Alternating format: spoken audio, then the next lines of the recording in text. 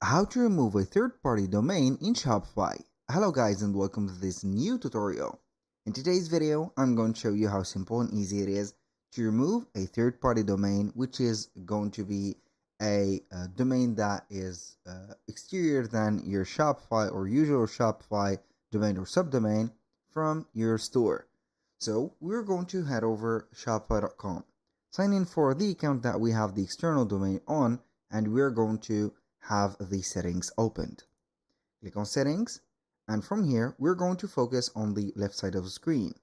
Basically, we're going to scroll down a little bit and you are going to see or read something called domains. Click on it and you're going to see all the domains that we have.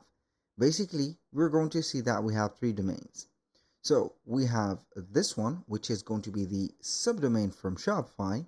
It contains myshopify.com. And we are going to have also the third-party domain, which is going to be this.xyz. This one is going to be, I think, a redirection. So we're going to select the third-party domain.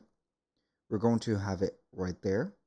And we can go ahead and change the domain type, for example, or we can go ahead and delete it by viewing it, for example, like that, and make sure that it is going to be the right domain.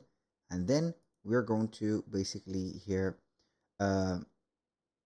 change to a new Shopify domain. Basically, the domains are going to be right away, so you can go ahead and change them as much as you want by deleting the domain from here. So you're going to have the redirecting, you're going to delete that domain like that, click on remove, and it is going to be removing that.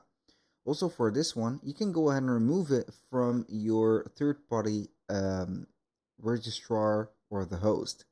So that is going to be very simple. And if you're going to have this instead, you can go ahead and put back the Shopify domain and add the domain from here.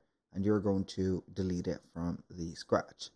That was all for today's video. Thank you guys for watching. I hope that you have enjoyed the content, and I hope to see you soon on the next one.